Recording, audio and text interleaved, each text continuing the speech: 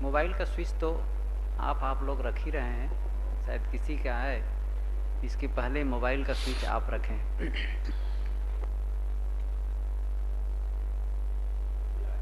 पूजनीय संत समाज, सज्जनों और देवियों, जतन बताए जेयो कैसे दिन कटे हैं। यही पार जमुना वही पार यही पार जमुना वही पार गंगा, यही पार गंगा वही पार जमुना, बीच में मड़ैया छवाए जेयो।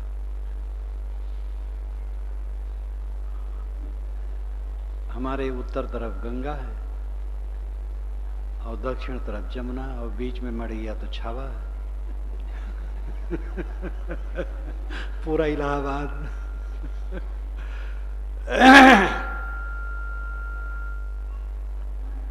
जमुना गंगा ज्ञान वैराग समझ लें और बीच में भक्ति की मड़ैया। कैसे दिन कटेंगे? हे सद्गुरु रास्ता बताइएगा।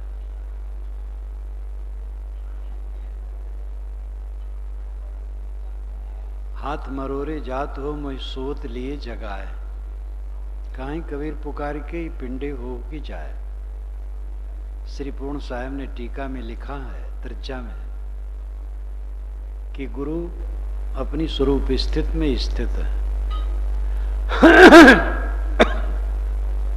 दुनिया से निष्काम है।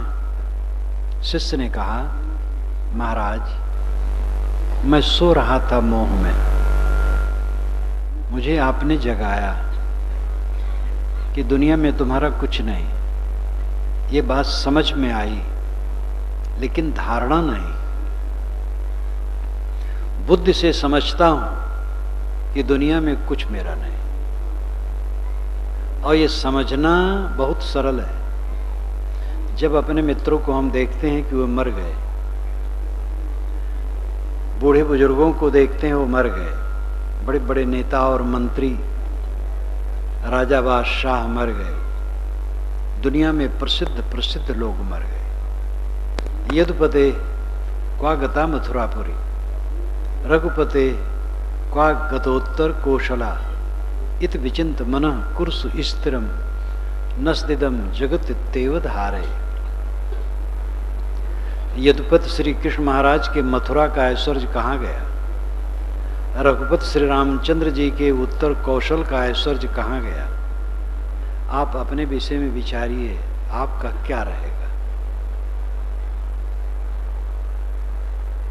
थोड़ी सी बुद्धि लगाए तो ये समझने में देरी नहीं आती है कि इस दुनिया में मेरा एक कण भी नहीं, कुछ मेरा नहीं, कोई मेरा नहीं और कुछ मेरा नहीं। लेकिन समझ जाने से काम नहीं होता है। अनादिकाल की प्रबल वासना, घोर अहंकार है।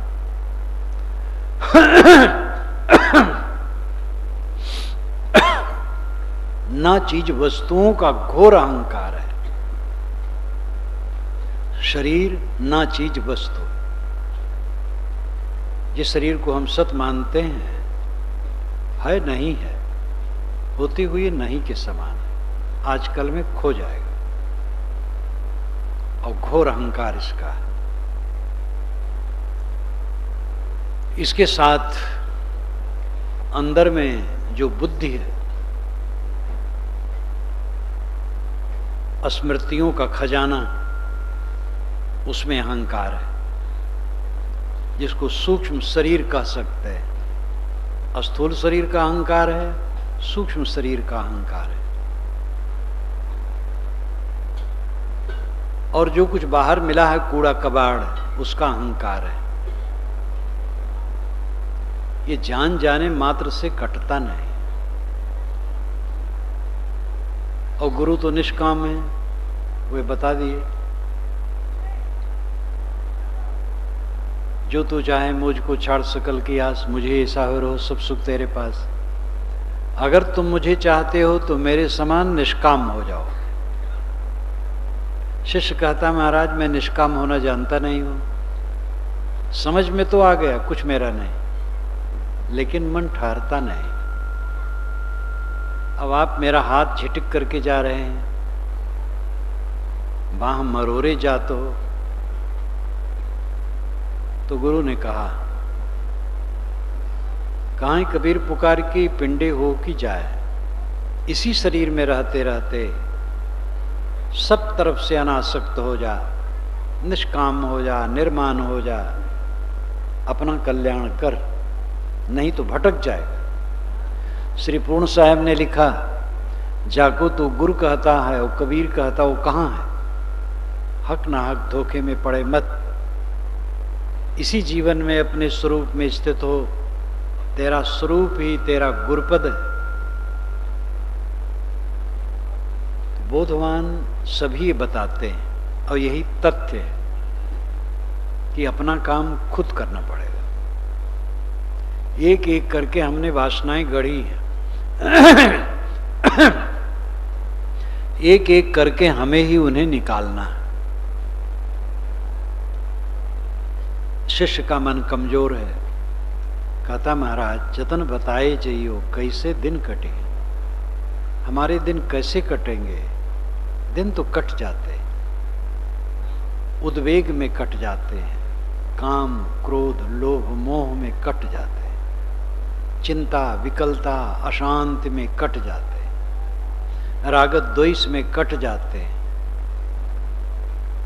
तो ये जीवन दिन कटना बंधन का कारण बनता है। मन में विकार भरे हैं, दिन बीत रहे हैं, रात बीत रही है, मन मैला है, उद्वेगित अशांत पीड़ित विदग्ध। तो ये सबसे और बुरे संस्कार बनते हैं। मन की पीड़ा भयंकर है। आज 6:45 बजे सुबह अमेरिका से एक युवक का फोन आया मेरे पास। 21 वर्ष का युवक, कॉलेज में पढ़ता है।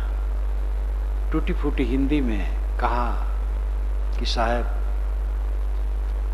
मैं जब सोता हूं तो संकल्प करके सोता हूं कि जब आज जागूंगा, सुबह कल जागूंगा तो बुरे संकल्प नहीं आने दूंगा, लेकिन जब जगता हूं तो अच्छे भी कुछ आते हैं और बुरे आते हैं और दिमाग खराब कर देते हैं। मैं किसी का अहित नहीं सोचता हूं, फिर भी मन में बुरे विचार आते हैं। ऐसे मैं बहुत समय समय से उबता हूं। आज मैं बहुत घबरा करके आपसे बात कर रहा हूं।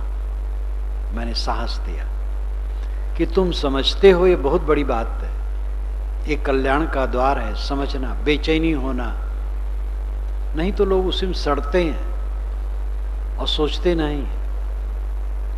21 वर्ष का नवयुवक, राग रंग का समय, और वो इस बात को सोचता है तो बहुत बड़ी बात है।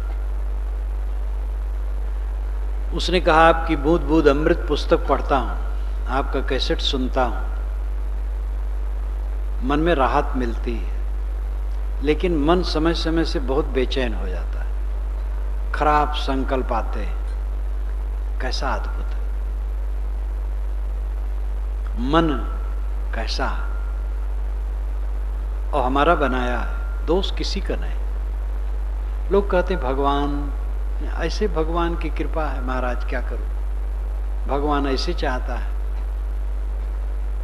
भगवान आपको गलत स्थिति में नहीं डालने वाला है। आपने खुद अपने को डाला है और खुद आपको उससे निकलना है। हमारे मन में सद्गुण और दुर्गुण ये दोनों का निवास है। दैवासुर संपदा गीता के 16वें अध्याय में शुरू में ही 3 श्लोकों में दैवी संपदा का वर्णन है, जिसमें 26 दैवी संपदा का विवरण दिया गया। अहिंसा, अभयम, सत्व, संशुद्र, ज्ञान, योग, व्यवस्थिति, दानम, दमस्य, यज्ञश्च, स्वाध्यास्तपार्जोन इत्यादि सद्गुणों का वर्णन है। फिर आसुरी संपदा का भी वर्णन है। वो सब विवरण न दे करके इतना ही, राग भी है मन में और वैराग का अंश भी है। जब दुनिया से आदमी थक जाता है तो उदास हो जाता है, वो वैराग का अंश है। लेकिन वैराग नहीं है, वैराग का आभास है। क्रूर मन है, दयालु भी मन है। एक चोर ने मुझे बताया, वो प्रसिद्ध चोर था उस समय, ये शरीर घर में था तब की बात है। नाम था सीताराम, बहुत सज्जन, बहुत सुशील। मैं रामचरितमानस की कथा कहूं वो सुने। मुझसे 10-12 बरस की उम्र उसकी ज्यादा थी, लेकिन मुझसे मित्रता थी। मेरी उम्र 14 की होगी और उसकी 24-26 की होगी। मैं उसको काका कहूं, सीताराम काका। वो सुने। कुछ दिन के बाद वो मिले नहीं, कभी नहीं बैठे। एक दिन मिला, मैंने कहा क्यों नहीं बैठते हो काका? कहे भैया मैं जो काम करता हूं आपके पास बैठूंगा तो कर नहीं पाऊंगा। चोरी करने लगा था। मैंने कहा तुम बहुत गलत रास्ते में जा रहे हो, तो हंस के भाग गया। वहीं रहते रहते पक्का चोर निकला, मेरे वहीं रहते रहते। मेरे रहते रहते थानेदार पुलिस खूब आई, उसके घर में जांच हुई, जेल गया, मुकदमा चला, पीटा गया, सब नजरों से देखा। इधर मैं विरक्त हो गया। उसके पश्चात तो छुटा नहीं, वो होता गया होता गया। एक बार भयंकर रूप उसका, उखड़ा उखड़ा बाल, एक जगह में था, मिला। मैंने कहा सीताराम हो तुम? हाँ महाराज, भूख बहुत लगी। तुरंत भोजन करवाया। वो घर से निकला था और भाग रहा था। कहा मैं सड़क सड़क नहीं चलता हूं, खेतों में होके चलता हूं, पुलिस मेरे पीछे पड़ी है। फिर अंधा हो गया, मर गया। ऐसा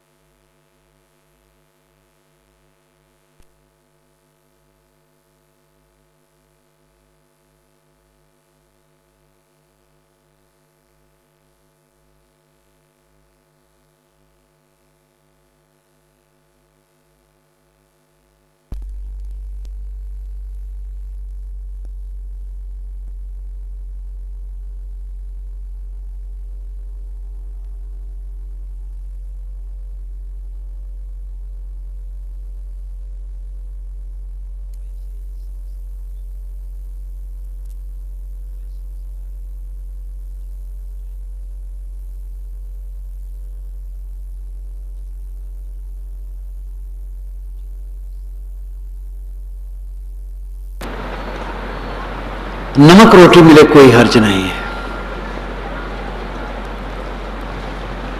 शरीर पर साधारण कपड़े हो कोई हर्ज नहीं, झोपड़ी में हो कोई हर्ज नहीं। मन निर्मल हो, आनंदमय। घोड़ा बेच के सो, ये कहावत है। कोई बहुत निश्चिंत आदमी को लोग कहते यार तुम तो घोड़ा बेच के सो रहे हो।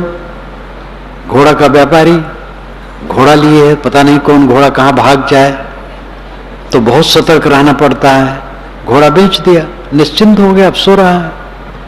घोड़ा बेच करके सोना चाहिए, निश्चिंत होकर के जीवन में जीना चाहिए। चिंता बिना किए संसार का काम नहीं चलता है। कैसे निश्चिंत हो? चिंता करने से कोई काम चलता है? प्रोग्राम बना लें, निश्चय कर लें, काम करें। देखो मेरा प्रोग्राम बन रहा है इस समय, यहाँ के अध्यक्ष उसी में व्यस्त है। करीब करीब 8 महीने के प्रोग्राम मेरे बन जाते हैं एक ही दिन, फिर नहीं बनता है। और उसमें मैं चलता रहता हूँ, ठंडी में गर्मी में चलता रहता हूँ। तो प्रोग्राम तो बनता है। जीवन का कुछ ठिकाना नहीं है, ये जानता हूँ। जहाँ छूट जाएगा छूट जाएगा। मिट्टी का ढेला ढनक रहा है, टूट के गिर जाए। ट्रेन की यात्रा में गिर जाए, बस की यात्रा में गिर जाए, कार की यात्रा में गिर जाए, हवाई जहाज की यात्रा में गिर जाए, बिस्तर पर गिर जाए, कहीं भी गिर जाए, इससे क्या लेना देना, जहां गिर जाए, कुछ हानि लाभ नहीं है। आप भी अपने ढंग से प्रोग्राम करें, काम करें, काम करना पड़ेगा, निकम्मा नहीं होना चाहिए। साथ साथ ये समझना चाहिए शरीर कभी भी गायब होगा और इस दुनिया में मेरा एक कण नहीं, एक कण भी मेरा नहीं। इस वास्तविकता को मजबूती से मन में समझो, चिंतन करो, ध्यान करो, इसका मनन करो, गहराई से सोचो, मन शीतल हो जाएगा। किसी ने हमें कुछ कह दिया, उसका विचार है, अनुचित कह दिया, उसका विचार है, प्रशंसा किसी ने कर दी, उसका विचार है, इसमें क्षुब्ध न हो, कुसंग से बचे। जो आदमी परेशान करने वाला हो, कुटिल हो, स्वभाववश किसी के मुख से निकल जाए, कोई हर्ज नहीं, वो सुधार लेगा।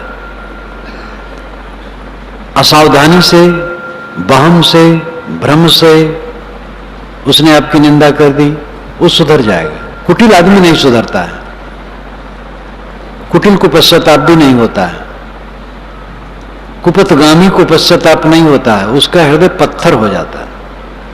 जैसे कसाई जानवरों को काटते काटते अत्यंत निर्दय हो जाता है, साग मूली की तरह उसको लगता है काटना। अत्यंत झूठे आदमी को झूठ बोलना सहज हो जाता है, हृदय उसका एकदम क्रूर हो जाता है। इसी प्रकार कोई कुटिल है, जानबूझ करके परेशान करने की उसकी आदत है, खराब स्वभाव का है, वो नहीं सुधर सकता है, उससे दूर रहो। एक कभी कभी चांस हो सकता है, बाकी घर परिवार समाज जहां आप हैं ऊंच नीच पड़ेगा। आप सबको छोड़ते रहें, कहां जाएंगे? पत्नी ने कट कह दिया तो क्या करेंगे? घर छोड़ के भाग जाएंगे, या पंचों को बुला करके पंचायत करेंगे, या मुकदमा करेंगे? कह दिया, सालों आप भी कुछ कह देते हैं, दूसरे लोग भी सहते हैं। हमारे कितने कुटेव, कितनी गलत आदतें, कितने शब्द दूसरे लोग सह करके मौन हो जाते हैं, विवाद नहीं करते हैं। हमें भी चाहिए कि अपने प्रति ऐसा शब्द पा करके सह लें।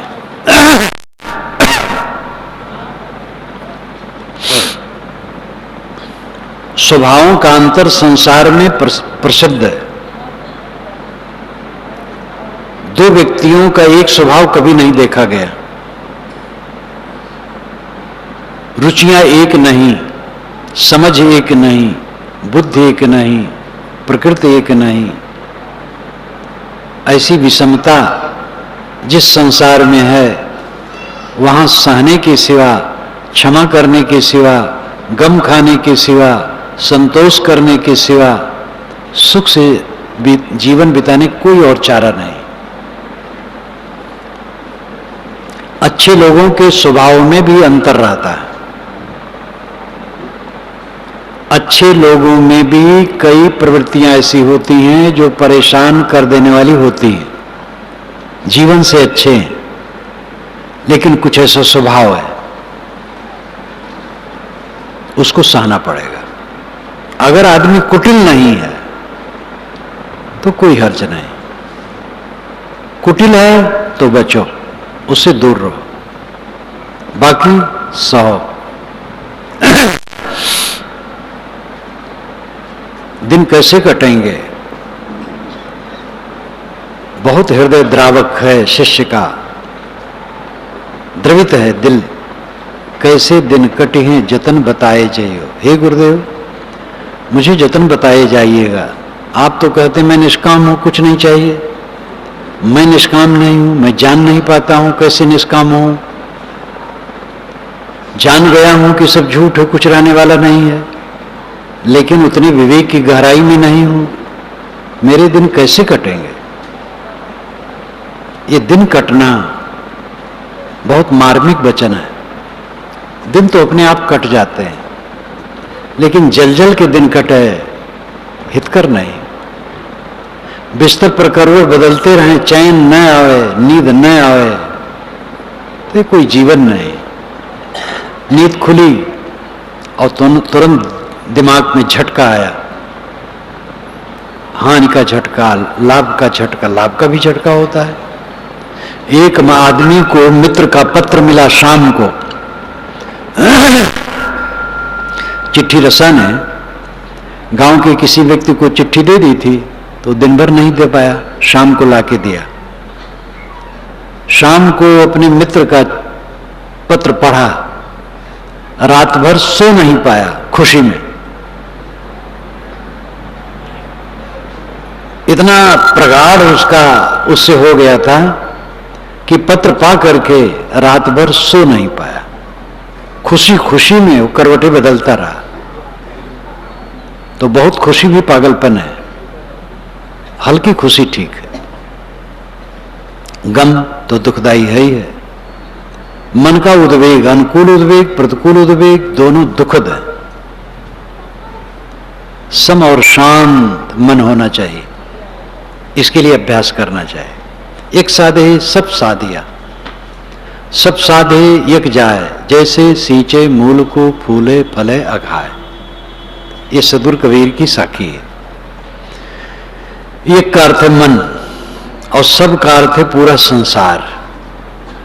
एक मन को साध ले, पूरा संसार बस में हो गया। और सब साधे एक जाए, सबको बस में करने चला तो एक मन बह गया। सब साधे एक जाए, जैसे सींचे मूल को फूले फले अघाए। जड़ में पानी डालने से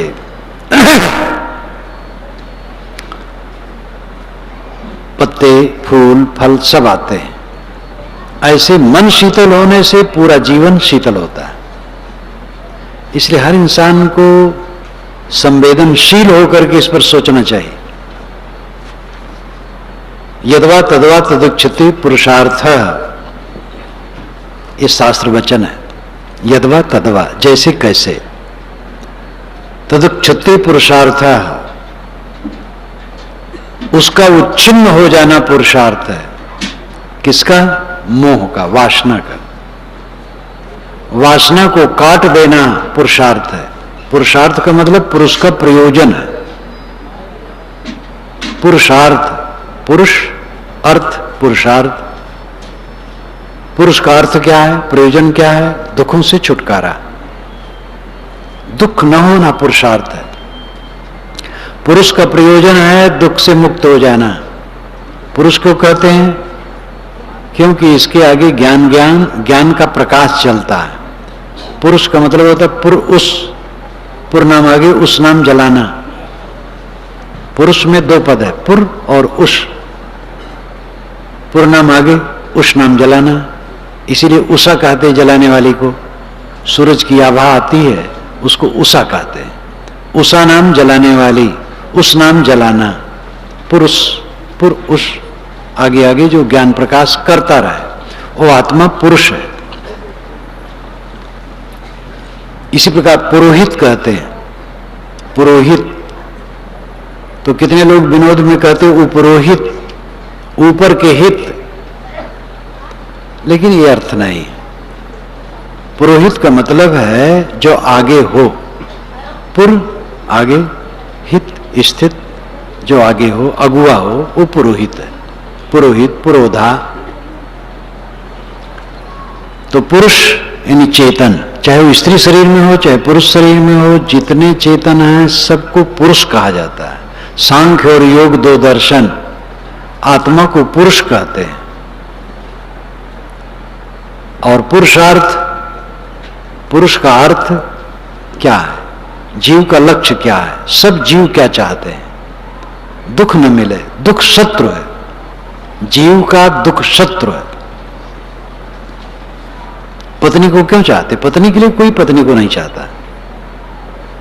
तो याज्ञवल्क्य ने अपनी पत्नी से ही कहा है। बृहदारण्यक उपनिषद जो शतपथ ब्राह्मण का अंतिम अंश है। शतपथ ब्राह्मण 100 अध्यायों का ब्राह्मण ग्रंथ है, कर्मकांड का। ये शुक्ल यजुर्वेद का ग्रंथ है। सतपथ ब्राह्मण कोई देखना चाहे तो यहां देख सकता है, लाइब्रेरी में है, भाष्य सहित है। उसी के आखिर में जो अंश है ज्ञान का, वो बृहदारण्यक उपनिषद है। याज्ञवल्क्य की 2 पत्नियां थी, मैत्री और कात्यायनी, दोनों का नाम था। बच्चों को पता नहीं लगता। पुत्रेष्ट यज्ञ भी उन्होंने राजाओं का करवाया होगा। यज्ञ याग करने वाले धुरंधर थे याज्ञवल्क्य। खूब धन इकट्ठा था, उनकी संतान का पता नहीं है, केवल 2 पत्नियां, दोनों को उन्होंने धन बांट दिया और कहा मैं विरक्त हो जाऊंगा। कात्यायनी